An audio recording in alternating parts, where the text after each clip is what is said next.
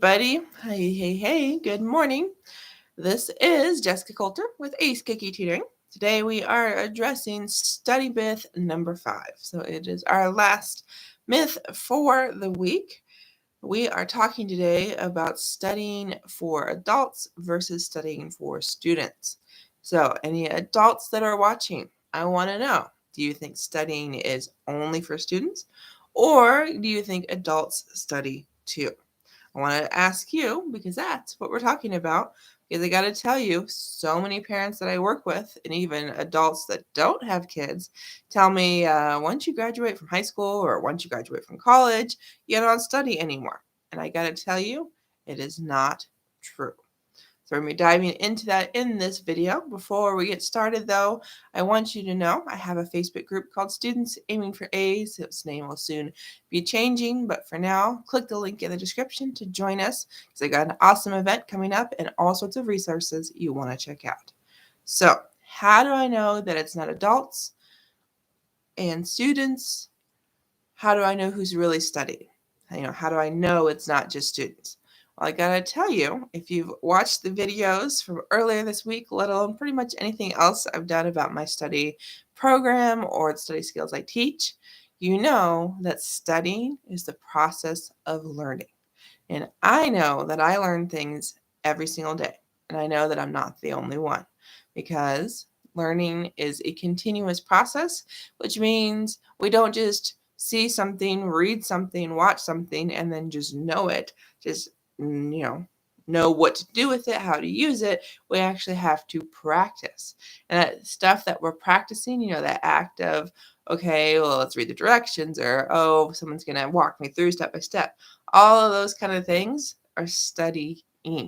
So that is how adults study just like students.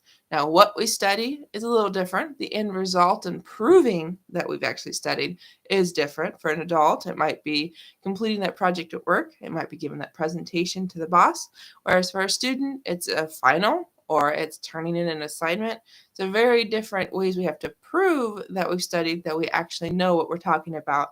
But adults study and students study. So I want to talk about this a little bit more. Before I do, if you're just joining us, we are talking about adults studying. Okay, and we're talking about this both on Facebook and on YouTube. So make sure you subscribe, make sure you follow so you catch these live. So, what else can I tell you about adults and studying? I want you to know that if you don't know how to study as an adult, you can still learn how to study.